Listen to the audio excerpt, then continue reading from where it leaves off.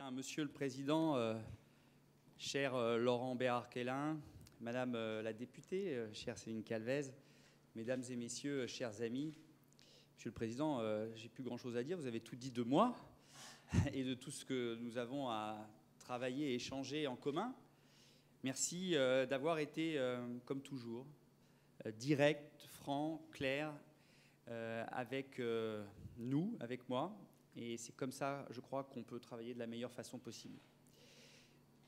Merci de me donner la possibilité de m'exprimer devant vous ce matin, ce midi. Je souhaitais absolument le faire, même si la journée est intense, qui a commencé très tôt ce matin à Rungis pour lancer la fête de la musique, qui va finir très tard ce soir. Mais justement, je voulais prendre le temps, même si je vais devoir filer après mon discours, de vous écouter, de vous rencontrer et de vous dire quelle est ma vision sur les différents dossiers qui sont les nôtres aujourd'hui.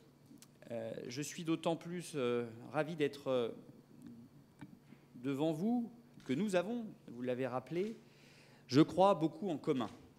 Vos PME, vos TPE, vos entreprises à hauteur d'homme, j'en connais le quotidien. J'en ai éprouvé les satisfactions, parfois les frustrations, toujours les difficultés, mais en tout cas le bonheur chaque jour renouvelé. Les satisfactions que parfois nécessitent, satisfactions qui nécessitent parfois un combat, des combats, et je sais que vous menez ces combats avec force et détermination. Ce combat, vous le menez avec une passion et un engagement qui forcent l'admiration. Je sais votre capacité d'adaptation, je vois les efforts que vous déployez pour innover, pour proposer de nouveaux services, pour répondre aux besoins, aux attentes, aux usages de vos lecteurs. La transition numérique de vos titres est généralement très avancée par rapport aux autres familles de presse et je veux vraiment vous en féliciter. Vous l'avez rappelé, Monsieur le Président, nous sommes à un moment charnière pour l'avenir de la filière presse. J'insiste sur ce thème, la filière presse. Cette filière, je suis pleinement mobilisé pour la soutenir, pour la protéger, pour assurer sa pérennité, pour m'attaquer à tous les dossiers qui, parfois, dans le passé, n'ont pas été ouverts, pour différentes raisons sur lesquelles je ne veux pas revenir. Dans mon engagement à la soutenir, je ne fais aucune distinction entre les familles de presse, aucune discrimination, parce que les bouleversements qui touchent la presse ne font pas de distinction.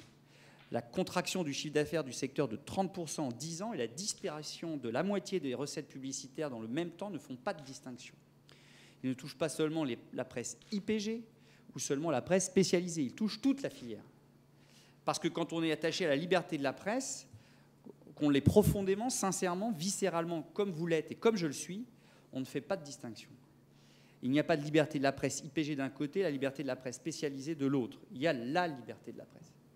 Une liberté qui n'est pas moins sacrée que le suffrage universel, comme le disait Victor Hugo. Une liberté que nous défendons et que nous continuerons sans relâche à défendre par le soutien que nous apportons à la presse. Ce soutien vise à conforter les conditions d'abord économiques de votre activité.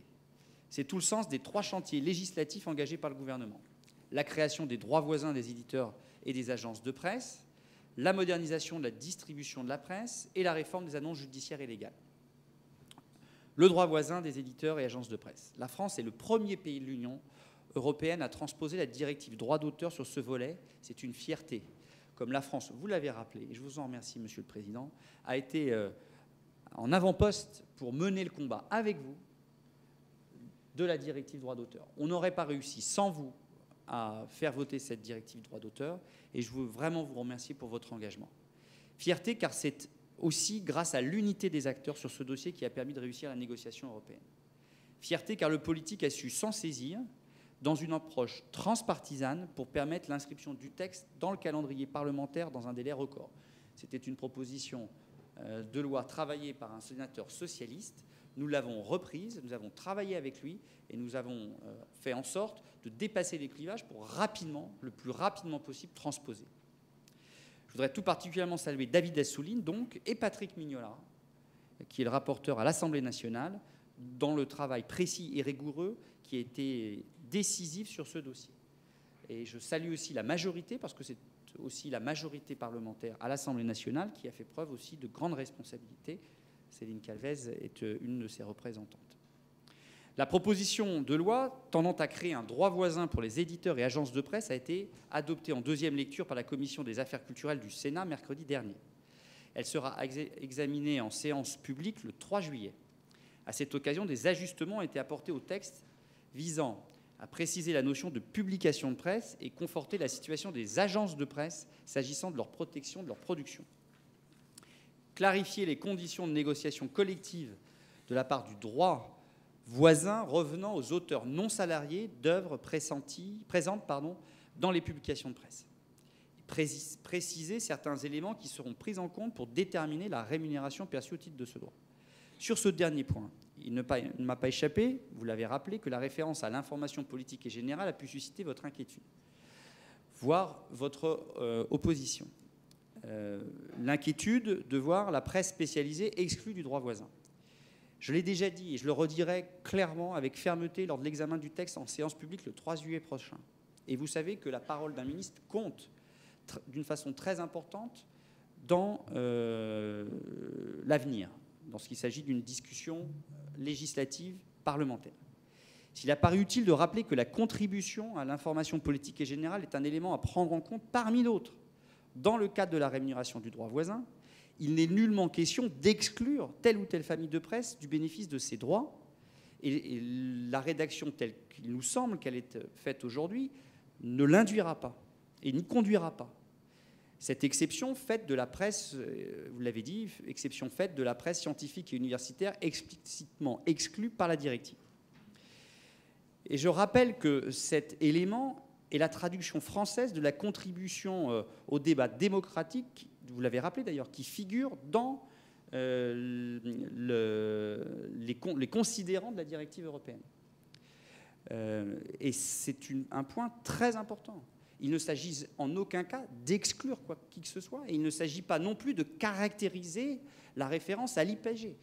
La référence n'est pas spécialement liée au caractère d'IPG. Il est lié à la contribution à l'information politique et générale. Pour une raison simple que vous avez parfaitement rappelée, Monsieur le Président, ce droit appartient à tous les éditeurs de presse sans aucune distinction. Nul éditeur ne sera exclu de ce droit car les critères à prendre en compte pour la rémunération ne peuvent en aucune manière être cumulatifs. Premièrement, et deuxièmement, le texte mentionne la contribution des publications de presse à l'information politique et générale. Il va donc bien au-delà des seules publications ayant la qualification de presse IPG telle que reconnue par la CPPAP. Je souhaite par ailleurs rappeler que l'unité et la solidarité de tous les titulaires du droit voisin, l'ensemble des familles de presse et des agences de presse, est une condition indispensable à l'obtention d'une rémunération équitable de la part des grandes plateformes numériques dont nous savons qu'elles auront intérêt à vous diviser. Je l'ai redit à vos collègues d'autres types de presse. Il faut être rassemblés et unis. Il peut y avoir des spécificités pour chacune des presses, mais ensemble, vous devez combattre et défendre vos droits face aux géants du net. Et nous devons le faire aussi au niveau européen. Et c'est pour ça que j'ai encore réuni les ministres de la Culture suite à Notre-Dame de Paris et que nous avons évoqué en aparté ces questions de défense du droit d'auteur et des droits voisins. C'est qu'ensemble, nation européenne, professionnels de la presse, que nous réussirons à imposer, grâce à cette directive et à ces transpositions, une meilleure répartition de la valeur entre les géants du net et vous. Ceux qui croient pouvoir partir à la négociation auprès des grandes plateformes en ordre dispersé se leurrent. En ce qui concerne plus particulièrement la transposition des dispositions de la directive droit d'auteur sur la fouille de textes et de données, TDM. Je rappelle que ces opérations de fouille ne pourront être réalisées que sur la base d'un accès licite à vos contenus, c'est-à-dire sur la base d'abonnements à vos publications. Par ailleurs, je veillerai particulièrement à ce que cette nouvelle exception ne s'impose à vos droits que pour les fouilles réalisées à des fins de recherche scientifique de la part d'organismes de recherche et d'institutions du patrimoine culturel. Comme le prévoit la directive, le ministère sera également attentif à prévoir explicitement dans la loi la liberté pour tout éditeur de refuser les fouilles réalisées à d'autres fins, notamment commerciales, en mettant en place des mesures techniques de protection. Enfin, je veillerai également à ce que la sécurité et l'intégrité de vos bases de données soient garanties. À cette fin, je serai attentif à ce que la mise en œuvre de ces nouvelles techniques de recherche n'engendre pas pour vous des investissements disproportionnés. Le deuxième chantier législatif, c'est la réforme de la loi Bichet. Les difficultés économiques que traverse la filière de la vente au numéro, et en particulier Presstalis, l'ont rendue indispensable. Le gouvernement s'est montré très attentif à la situation à travers plusieurs missions, en particulier celle confiée l'an passé à Marc Schwartz, notamment. La situation de Presstalis a été stabilisée à court terme grâce à la procédure de conciliation homologuée en mars 2018 par le tribunal de commerce de Paris. La nouvelle direction, Michel Benbunan, a conduit à un remarquable travail de redressement avec énergie et enthousiasme. Ces efforts doivent être salués et accompagnés. Accompagnés par les éditeurs d'abord. Au-delà du soutien public de longue date à la filière, il est de votre responsabilité d'assurer la pérennité de votre système de distribution. Accompagnés également, et je dirais même immanquablement, par une modernisation de la distribution de la presse, sans casser les acquis du système actuel. C'est tout l'objectif du projet de loi que je défends. C'est un projet de loi équilibré, conçu au bénéfice des acteurs de la filière et au bénéfice de la garantie du pluralisme de la presse. Un projet de loi qui poursuit 4 objectifs. Premier objectif, mettre en place un nouveau cadre de régulation indépendant, cohérent et renforcé, permettant de limiter les dysfonctionnements observés et d'accompagner la transformation des messageries actuelles. Deuxième objectif, donner aux marchands de journaux un plus grand contrôle sur les types de publications qu'ils reçoivent afin de limiter les invendus. La presse d'information politique et générale gardera toutefois un droit d'accès absolu au réseau de distribution, comme c'était le cas précédemment.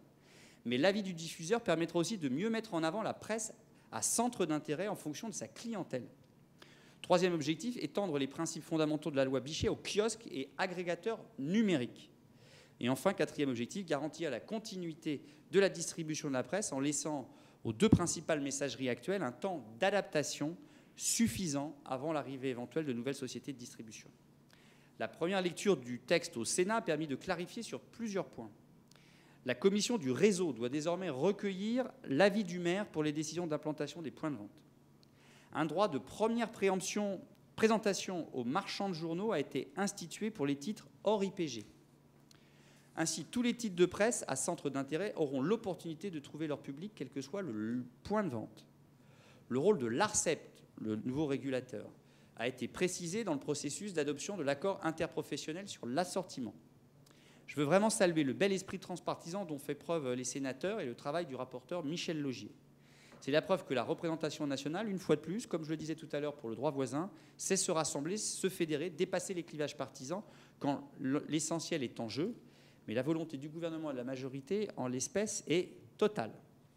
Troisième chantier législatif, la réforme des annonces judiciaires et légales. Conçue par les services du ministère, que je salue, et portée par le ministre de l'économie et des finances, Bruno Le Maire, dans la loi Pacte. Au cours des travaux préparatoires à la loi Pacte, la légitimité, donc la pérennité même des AJL était débattue, voire contestée. Mes services au sein du ministère de la Culture y ont beaucoup participé. Mon ministère a rappelé à la fois leur utilité pour la transparence de la vie économique locale et leur importance pour de nombreux titres, dont beaucoup sont membres de votre fédération, et notamment pour les petits titres faisant vivre l'information locale dans les territoires ruraux que je connais bien, vous l'avez rappelé. Nos arguments ont pesé et nous avons été entendus. La contrepartie de cette préservation des AJL, c'est leur modernisation. Elle permettra notamment à des services de presse en ligne de solliciter l'habilitation à publier des annonces légales. J'ai entendu les inquiétudes de votre famille de presse. Vous venez de les évoquer, Monsieur le Président. J'entends votre crainte d'une concurrence déloyale venant d'acteurs du numérique dont les charges ne sont pas identiques. Je veux vous rassurer, cette réforme sera mise en œuvre dans l'intérêt de tous. Je veillerai à ce que les critères que devront respecter les services de presse en ligne pour être habilités soient tout aussi exigeants que ceux qui s'imposent à la presse imprimée. Et je veillerai à ce que les gains rendus possibles pour les annonceurs, notamment pour les entreprises en phase de création, ne portent pas atteinte au fragile équilibre économique de la presse. Une mission a d'ailleurs été confiée à l'Inspection générale des affaires culturelles et à l'Inspection générale des finances pour analyser finement les coûts de publication et faire des propositions équilibrées qui tiennent compte de vos réalités. La loi a été promulguée le 22 mai. Le décret d'application sera pris d'ici à la fin septembre. Et l'arrêté tarifaire sera pris comme chaque année en décembre, ce qui vous laisse un temps de concertation et d'échange suffisant avec mes services. Si ces réformes sont indispensables, notre soutien économique à la filière presse ne se réduit pas à celle-ci. Il faut ajouter l'aide au transport postal de la presse et les aides à la presse. L'aide au transport d'abord. Je sais la part essentielle que la diffusion postale représente dans vos modèles économiques. Vous l'avez rappelé, Monsieur le Président. Vous avez aussi évoqué vos préoccupations légitimes sur ce sujet. Les tarifs postaux des abonnements de presse pour 2017-2020 avaient été fixés en 2016, basés sur une hausse différenciée sur la période avec une progression très modérée pour la presse d'information politique et générale afin de conforter le pluralisme. Des réflexions sont en cours quant à l'évolution des tarifs postaux de presse et aux modalités de soutien public associés à partir de 2021. Une mission interministérielle sera prochainement lancée pour entamer la concertation avec l'ensemble des parties prenantes. L'État comme la Poste sont conscients de l'effort tarifaire consenti par la presse professionnelle et spécialisée au cours des dernières années. Il me semble que les écarts tarifaires entre types de publications traduisent bien, aujourd'hui, le différentiel de soutien que les pouvoirs publics entendent apporter à chacun. Je ne suis pas sûr, je suis même certain qu'il n'est pas souhaitable d'accroître cet écart. Il est néanmoins dans l'intérêt de chacun de s'efforcer de maintenir l'équilibre de l'opérateur postal. Il a de son côté réussi à enregistrer une baisse des coûts significatifs de son réseau, malgré l'inertie de ses charges et un contexte de baisse soutenue du volume d'activité de sa première mission, savoir la distribution du courrier. Un mot sur les aides à la presse. En 2018, elles représentent au total près de 600 millions d'euros. Depuis 2016, l'accès des titres de la presse culturelle, professionnelle et scientifique aux fonds stratégiques pour le développement de la presse a été pérennisé. Je vous rassure, Monsieur le Président, je suis convaincu de la nécessité de maintenir l'accès de vos titres au FSDP. Je n'ai absolument pas l'intention de revenir sur cette décision. Le fonds stratégique est un outil d'investissement précieux et les titres de presse professionnels s'en sont pleinement saisis. Ainsi, en 2018, le ministère de la Culture a soutenu au titre du FSDP 28 dossiers de demande d'aide pour la presse spécialisée, soit près de 40% des dossiers aidés. De plus, les structures de moins de 25 salariés peuvent également, depuis 2016, bénéficier d'une subvention plus avantageuse au titre du FSDP à hauteur de 70% des projets présentés. L'ensemble de ces chantiers démontre bien la mobilisation sans faille qui est la nôtre pour soutenir la filière presse dans son ensemble. Dans le même temps, la filière doit également faire face à un certain nombre de responsabilités.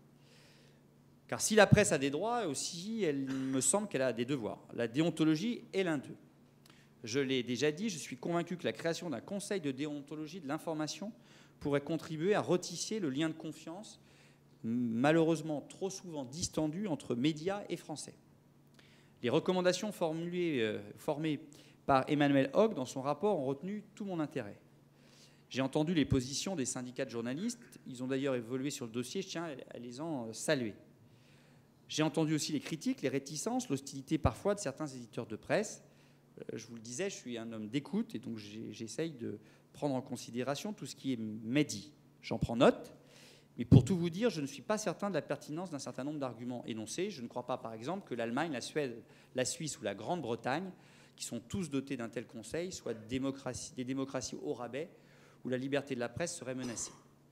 Plusieurs acteurs du secteur, d'ailleurs, se sont réunis récemment, le 16 mai et le 17 juin, à l'initiative de l'Observatoire de la déontologie de l'information, cher Patrick Evenot, pour préfigurer un tel conseil. Je soutiens cette initiative et j'espère qu'elle pourra déboucher, le moment venu, sur la création d'un tel conseil, parce qu'il me semble que ça peut être opportun pour notre pays. La presse a une responsabilité, effectivement, déontologique, mais c'est une question qui concerne la presse, qui ne concerne pas, bien évidemment, le gouvernement, la puissance publique en tant que telle. C'est important de le rappeler. Et elle a aussi une responsabilité environnementale, vous l'avez évoqué, Monsieur le Président. Désormais, le principe de responsabilité élargie du producteur s'applique à la presse. Vous participez ainsi à la gestion des déchets par le versement d'une éco-contribution. Elle peut s'acquitter en toute ou partie en nature sous forme de mise à disposition d'espaces de publicité en faveur du tri et du recyclage. La presse est doublement concernée par le futur projet de loi relatif à l'économie circulaire. D'une part, il prévoit l'extinction en 2023 de la possibilité pour les éditeurs de presse de contribuer en nature, commandé par les normes européennes.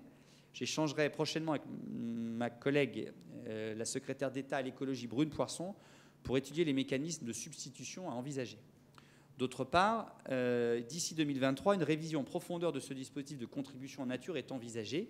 Dans ce cadre, je veillerai à ce que les contraintes en découlant soient supportables par les entreprises concernées, parce qu'encore une fois, cette transformation écologique ne pourra se faire sereinement que si les acteurs concernés sont associés et peuvent, en toute sérénité, supporter les nouvelles contraintes.